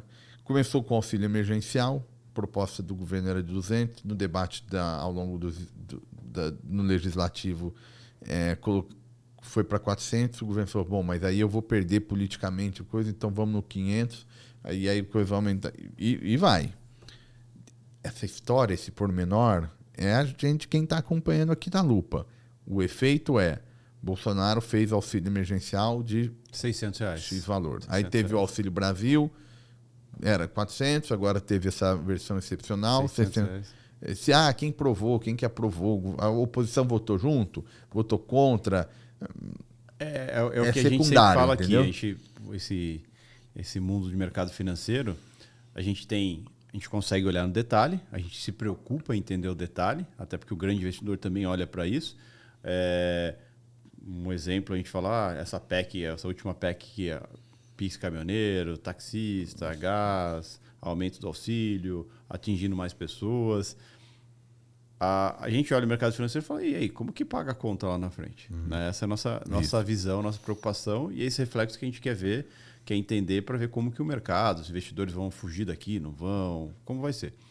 E a ponta final, fala assim, nossa, recebi 600 reais de auxílio. Né? Claro, o caminhoneiro tem todas as questões dele, não muda muito a vida dele, R$1.000, mas para a pessoa que está desempregada, mora lá no fim do mundo, que qualquer coisa faz diferença para a vida dela, a hora que chega aquilo ali, quem que fez? O PT, se for parar a pensar lá atrás, ele se abasteceu muito em cima disso. Aí... Bolsa Família, né? Foi um programa vai fazendo, político vai tomando decisão e vai beneficiando. Vamos imaginar... potencialmente beneficiando. Estou querendo dizer que a sorte é o que aconteceu. Todo esse caminho não foi... É muito difícil de acompanhar. E sobretudo, eu acho que não faz sentido. Mas aí está sendo contraditório. A questão é o que vai impactar de fato. Né? O que entregou, o que não entregou, o que mudou. Então, alguém pode argumentar, bom, agora tem a transferência, mas esse valor cresceu, mas vai ser maior ou menor o efeito em poder de consumo, porque a inflação está assim, está assado. Aí vai lá, quebra a cabeça e está tentando pensar. Vai fazendo esses cálculos aí. E vai tentando pensar. Agora, é isso. A sorte, tudo que aconteceu, a história vai olhar e o eleitor vai fazer a sua história desse último governo e vai olhar para o Bolsonaro e avaliar o desempenho. Se ele imaginar que o desempenho do Bolsonaro foi ruim, mesmo com tudo que isso gerou, todas essas decisões, ele vai de oposição. Se ele imaginar avaliar que fez o que dava para fazer, que a conjuntura era a coisa que o governo tentou fazer e o que fez, ele vai dar continuidade. Assim, não é muito diferente disso. Não? o que as pesquisas estão mostrando? Que a avaliação do governo melhorou, mas tem uma dificuldade de transferir essa melhora para a candidatura, pelo menos por enquanto, para a candidatura do Bolsonaro. Da onde que eu acho que o que está atrapalhando essa conexão entre o governo, melhora no governo e a pesquisa de intenção de voto. Embora tenha melhorado, mas ainda não colocou o Bolsonaro na condição de favorito, de líder nas pesquisas, enfim. Uma estratégia que alimenta a rejeição ao governo e tem um componente pessoal, que é um pouco essa estratégia de fazer barulho, né, em várias áreas. Assim, então a gente tem uma cultura muito barulhenta. Então é difícil para o eleitor dizer, olha, ele fez o necessário, sabe? Então eu acho que a campanha vai ser justamente trabalhar isso no eleitor. Olha, ele fez o necessário, o governo fez o necessário, fez o possível. Fica muito difícil essa ideia pegar numa conjuntura como foi esses últimos 4 anos. Teve pandemia. É isso que eu ia citar, né? Porque foi um cenário totalmente atípico. Um cenário, por exemplo, que não conseguiu manter o presidente dos Estados Unidos no poder. Não conseguiu reeleger. O mundo está trocando de presidente. O mundo está trocando de presidente. Pega aqui a América Latina, muita troca. E não é só troca de nome, às vezes, né? Às vezes é troca de ideologia do partido, né? De visão de mundo do partido. Mas não é só aqui na América Latina, trocou nos Estados Unidos, a Alemanha tem uma nova coalizão de governo, tem muito barulho. A Itália, o governo quase não para, né? Você está acompanhando, né? Agora a Europa voltou de novo, né? A trazer esse problema fruto aí dessa nova crise. Então agora todo mundo está olhando que a Europa não é a Alemanha, né? Tem outras coisas ali por trás. Que aí você puxa muito aquela questão, né? Quando a população está sofrendo, quando a população está tendo dificuldade, a culpa é do governante. Então, o resultado é trocar o governante, né? Essa é como você falou, você colhe os frutos dos 4 anos, tanto por bem quanto por mal, né? Aí você vai pegar E aí tem um debate científico, acadêmico, tentando qual que foi, de fato, a contribuição e tal. Mas isso não chega no... O eleitor fazendo lá o pacote, ele não é muita informação. Tô com emprego, tô comendo carne, não tá faltando nada. Estou me sentindo mais ou menos vulnerável. E essa sensação de vulnerabilidade tem condições objetivas, o quanto a pessoa está comendo, né, quanto dinheiro está dando para comprar, o que não está dando. Mas tem também uma percepção subjetiva, né? Tem o que está lendo, o que está ouvindo todo dia, que tipo de notícia ele está ouvindo. A gente é afetado por isso, né? Não somos uma máquina, né? Nós reagimos a emoções, a leituras, a frases. Então, tem também essa parte que vai ser difícil. Eu acho que é a parte mais difícil. Se você me perguntar o que seria mais difícil para a campanha de reeleição, a minha leitura é que é um pouco tirar esse peso do subjetivo, assim, sabe? O peso desse barulho que veio muito forte. E aí vai ser difícil as pessoas acompanhar o que ele de fato fez para a parte econômica. Então, acho que isso... Você cita que vão olhar mais para o lado negativo da coisa? Não vão, às vezes, eventualmente... Se bem que eles vão ser lembrados, não é nem que vão olhar, né? Também vão ser muito bombardeados. E aí volta tudo aquele ponto que a gente mencionou, né? Quem é que vai fazer? Hoje é muita informação. Quem é que vai conseguir criar uma peça, uma imagem que toque, que espalhe, que chegue mais alto, mais rápido? Isso é política, isso é campanha. É aquele ponto. A gente não sabe. Então, pesquisa não sabe agora. Pesquisa não sabe. Aí é onde entra também o debate como um fator importantíssimo ou muito negativo também para o candidato, né? Pode ser destruidor para uma chance de campanha. Porque o vídeo vai ser produzido, vai circular, a imagem vai circular. Vamos imaginar que a justiça agora, por conta de estar um pouco mais olhando para a questão das fake news, tem uma ambição maior, né? O sistema está aprendendo a como lidar com as notícias falsas. Vai eventualmente pedir a retirada de determinado material? possível, que tenha mais do que teve no passado. Reverte o estrago? Esse é o X. Acho Esse difícil, né? Porque não dá tempo. A reputação nas eras de velocidade de informação não é fácil de ser, não é fácil na nossa vida profissional, pessoal. Imagina falando do tamanho dessa proporção. Proporção nacional. Você há quanto tempo você está lutando, batalhando para manter uma reputação e construir uma imagem junto a quem te ouve, a quem está na sua rede. Anos e anos e anos. E aí, para perder... exatamente. Né? Então, eu acho que a lógica vale... A gente pode aplicar esse mesmo raciocínio, só que jogar uma escala... E numa velocidade muito maior. Uma velocidade muito maior. Muito maior. Escala muito maior e a velocidade também muito maior. Acho que faz sentido que, mesmo que tenha essa ação mais efetiva em tentar retirar conteúdo, coisas do gênero... é muito lento. É muito lento. Como você falou, o estrago. A outra perna vai mais rápido, né? Exatamente. A perna da produção, da mudança disso, daquilo, aquilo outro. Não, isso é fato. Isso é fato. Mas a gente olha para tudo isso e percebe que, assim, completamente indefinida essa eleição. Não dá para a gente apontar que esse lado está mais forte e tudo, já que a gente não pode considerar tanto a pesquisa, né? Porque a pesquisa está dando lado para mais uma posição, mas de fato não é algo 100% que você pode falar, puta, é isso, então tá definido. E a gente, do outro lado, a gente tem quem está no poder, como você citou também, que é quem pode fazer. Eu diria, Jefferson, assim, que o sentimento natural do eleitor, que ele vai entrar na campanha, é um sentimento que abre espaço para troca. Agora, se esse sentimento vai permanecer, e é um sentimento que não está claramente majoritário, vai ser uma eleição muito apertada. Eu acho que a coisa mais segura que a gente tem é o predomínio da polarização.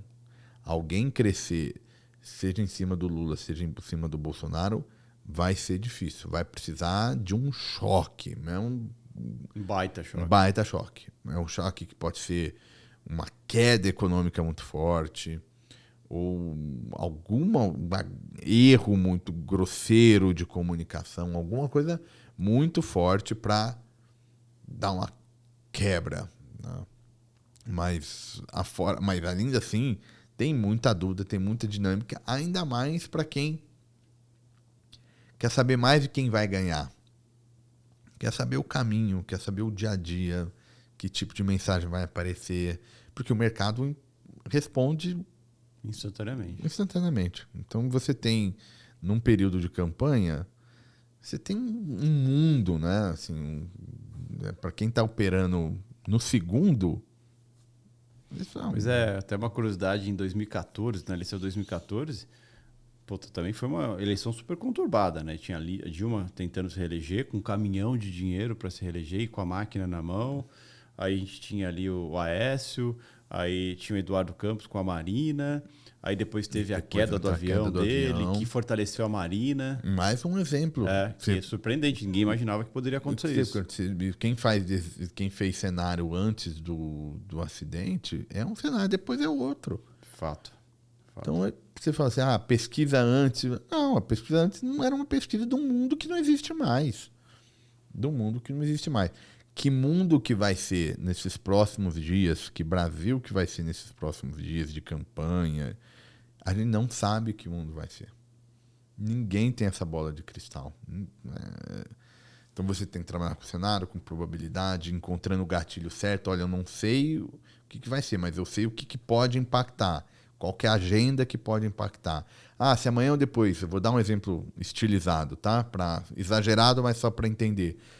Se eu descobrir o time de futebol dos presidenciáveis, é uma informação relevante? Não é, entendeu? Então, vou aprender. A gente vai aprender muita coisa. A gente vai aprender se os candidatos, quantos filhos têm, que isso. Porque a campanha tem aquele estilo, né? Mostra lá como é que foi, onde é que nasceu. Onde é que nasceu? Ajuda onde nasceu? Sabe? Então vai ter dado de biografia aí. Muito, muito. A campanha vai vir, vai fazer um bom jingle, vai aquilo outro, tem muita coisa. O que é o relevante? Então, eu posso não entender, não saber o que vai acontecer, mas eu posso saber os gatilhos importantes para eu entender o cenário. Então, para mim, por exemplo, a gente precisa olhar o que vai acontecer com o eleitor vulnerável, ou seja, renda mais baixa, no eleitorado feminino e no eleitorado que responde a questões religiosas. Que é bem pulverizado. Tem uma intersecção entre esses grupos, mas eles são grupos diferentes. Então, se você me falar, vai ter alguma agenda que vai melhorar a imagem dos candidatos entre os mais ricos. Para mim não é importante, porque do ponto de vista quantitativo tem um peso muito menor no eleitorado total. Então, não é importante. Tanto é que o foco sempre é os mais pobres, né? Porque esse é a massa, né? Não é importante. Você fala, uma mensagem que assim, assado. Não é importante, pelo menos na minha leitura. Agora, esses grupos são quantitativamente pesados e quando a gente olha as pesquisas, aí, de novo, eu não posso saber precisamente, mas tem um conjunto de evidências que o eleitorado feminino tem mais dificuldade em escolher Bolsonaro. Aí ele vai lá e coloca a esposa para falar, toma medidas. Ou seja, é aquilo que a gente estava comentando, que eu falei das pesquisas, que o cara olha e fala assim, peraí, tô atrás, deixa eu começar também. Onde que eu tenho que atacar mais? Putz, eu sou rejeitado pelas mulheres, então peraí, deixa eu correr em cima disso. Os evangélicos, por exemplo. Também deixa eu correr atrás disso. Né? Então, acho que o meu certificado vai bem, porque literalmente aquilo ali serve como mapa da... Aí você pode dizer, o Bolsonaro é crítico à pesquisa. Né? Mas ao mesmo tempo ele foi lá e se orientou por uma leitura que sai... Mas não deve deixar de ler uma. Porque você tem esse ponto, né? Quanto é o tamanho da diferença? É difícil saber. Até porque se a gente, ao fim e ao cabo, a margem de erro ela tem que ser olhada por cada subgrupo dentro da pesquisa. Então as margens de erro são maiores. A margem de erro, aquilo que a gente faz, é 2% para mais, para menos. Aquilo é da pesquisa agregada. Agora, por categoria, tem uma margem de erro ainda maior. Então a gente não sabe onde está a diferença, mas a gente sabe que tem algumas características. E as campanhas respondem a isso.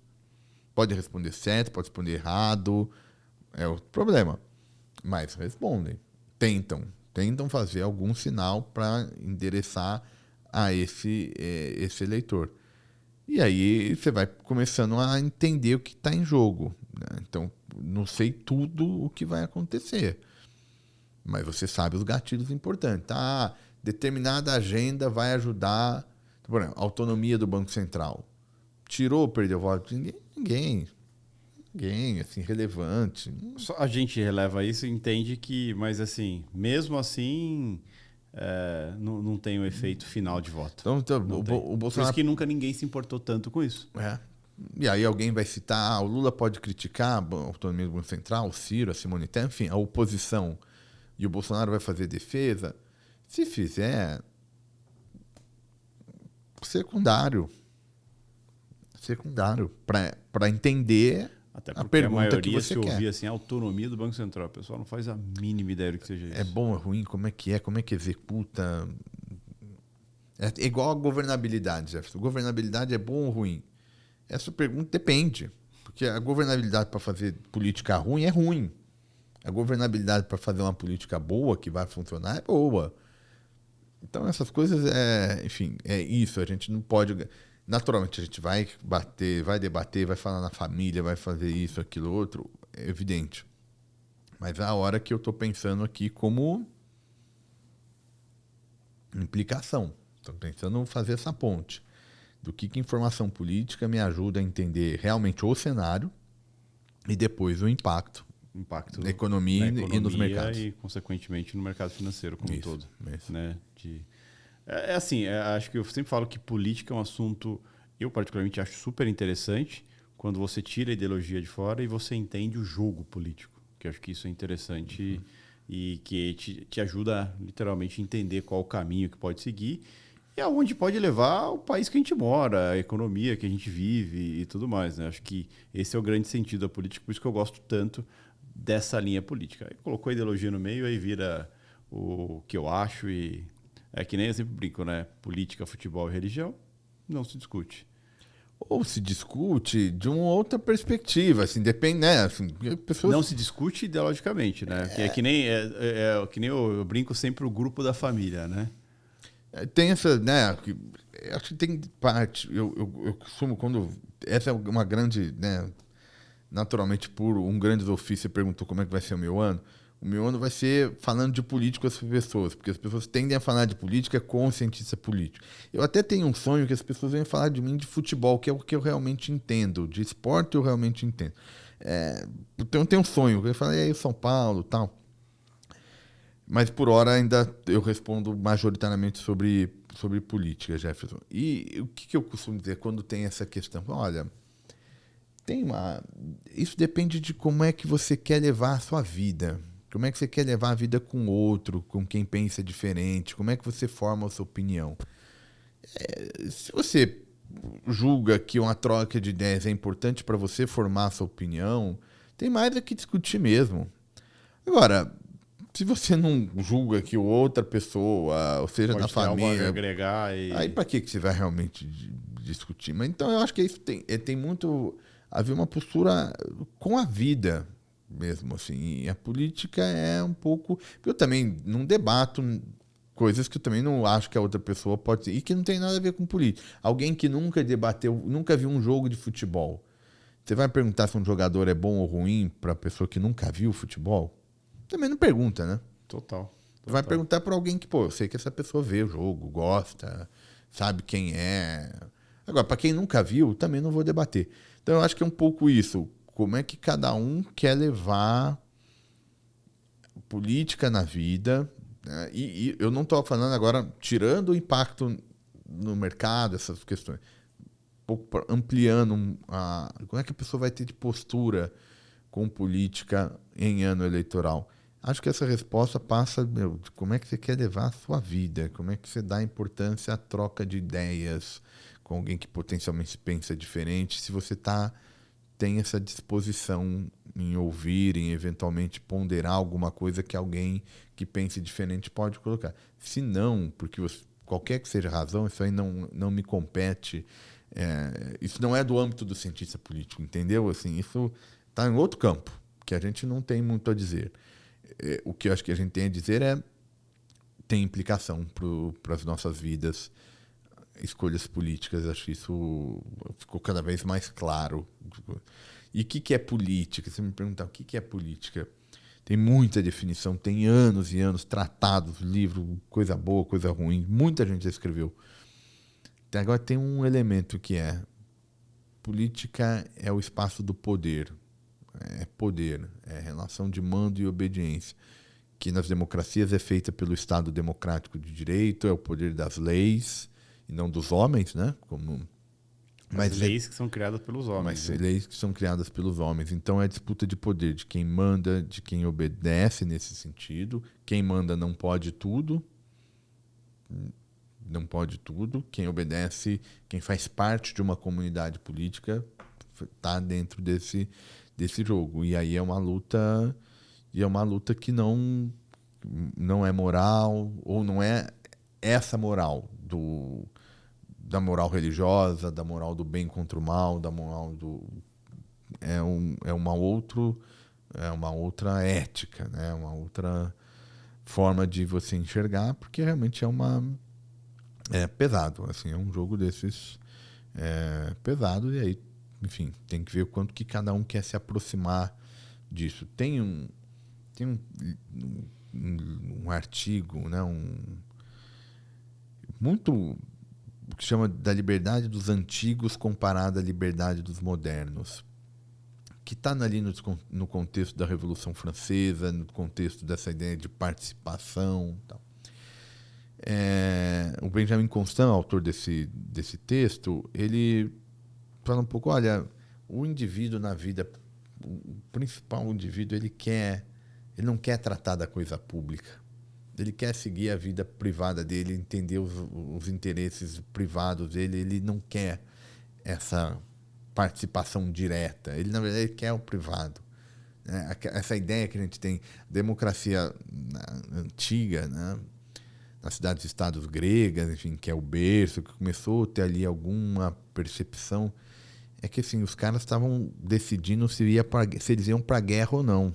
Entende? Então, aí tinha um interesse ali de participar, porque é com quem que nós vamos guerrear, como, aonde. Então, tinha que ter essa participação direta, porque é isso, você está indo pro conflito, né?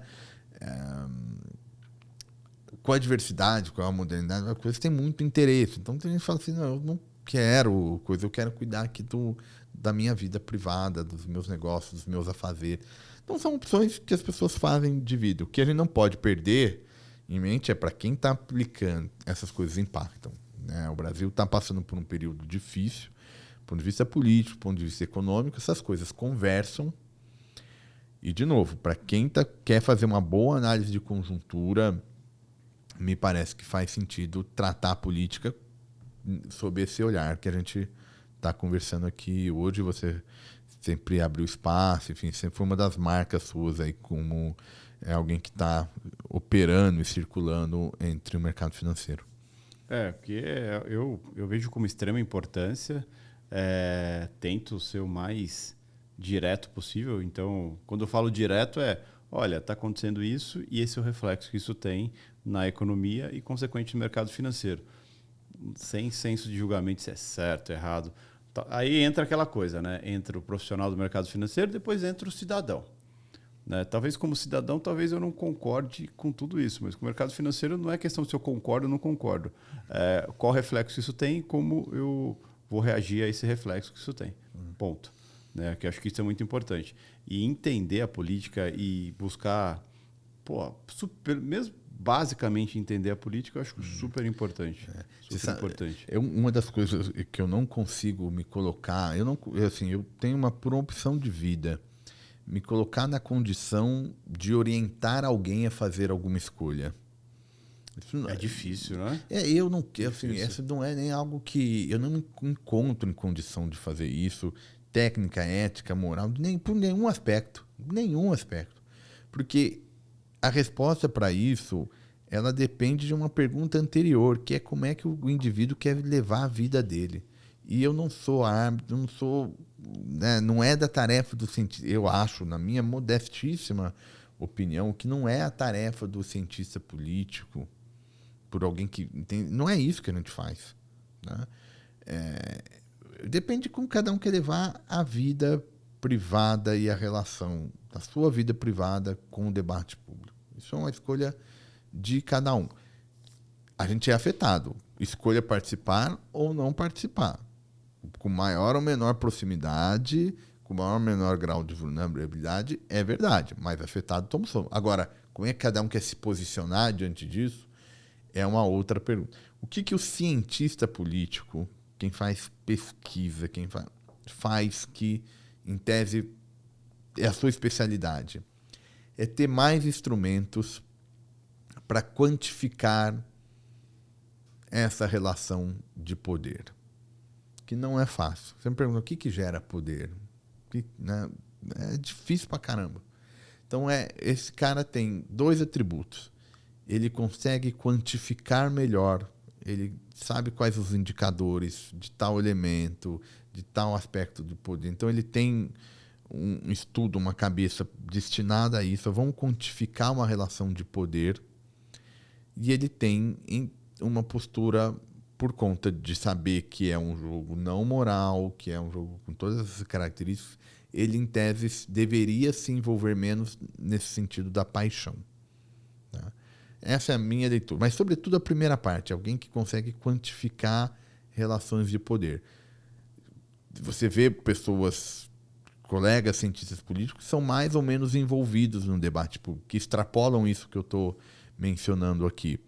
É também, de novo, uma questão de visão de mundo, de opção que cada um faz de como participar. Então, acho que isso também é importante, como tem uma exposição muito grande agora de analistas políticos. Analista político não necessariamente faz ciência política, isso é um outro também ponto importante, mas seja como for, acho que tem gente que tem graus de inserção que variam. Então, acho que quem está recebendo essa informação, do ponto de vista do mercado agora, tem que saber fazer essa triagem. Conseguir entender quem se expõe, por que se expõe, de que forma se expõe, se está dando uma simples opinião, se está dando um argumento, se está dando um cenário, se o cenário é carregado de componentes dessa avaliação subjetiva, se não é. Isso também, você vai ler uma coluna de jornal, você vai ler um artigo. E até qual isso o objetivo importante. disso, né? Você quer incentivar o quê? Qual lado? Né? Então, tudo tem que estar no crivo, não tem santo. Os pais fundadores que construíram a República Norte-Americana, os chamados Founding Fathers, né? Que ali nasce a democracia representativa. Tem lá uma passagem que é super comum, fala: se os homens fossem anjos, não precisaria de governo. Então, só precisa de governo, você precisa controlar as paixões humanas. O sistema político norte-americano é um sistema para controlar paixões humanas. Então, paixões e ganâncias ou só paixões? Entendido paixão nesse sentido mais amplo, assim.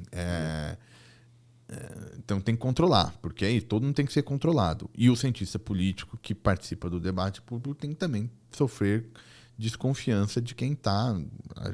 Então, como qualquer outro ser humano, somos ordinários. Não é exclusivo da verdade, não, né? Ninguém não é, né? Não tem nenhuma coisa ex ante que você tem que ter um carimbo de dizer, ó, não tem nada, não tem nada disso. Não tem esse corporativismo, ó, tem que ter.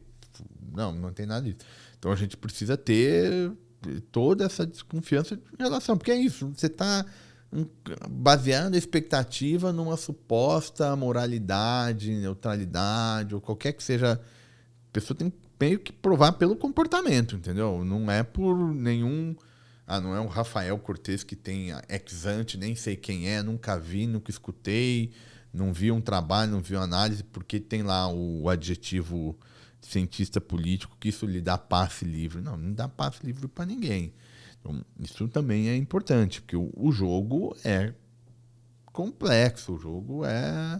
A vida é difícil, as pessoas têm posições diferentes, são muitas variáveis que não estão explicitadas. Então também tem e acho que quem está no mercado há muito tempo, quem está consumindo nesse sentido análise política, vai ficando, já vai formando um pouco a cabeça também, né? Do que é uma boa análise, do que é, que tipo de análise ajuda ou não. Vai aprendendo a filtrar, né? Vai aprendendo a filtrar. Vai aprendendo a não acreditar em tudo. Isso também é uma parcela. Então a gente tem que cotidianamente, todo dia, estar mantendo e fazendo a atuação com esses pressupostos. Então, pelo menos essa é a maneira como eu procuro.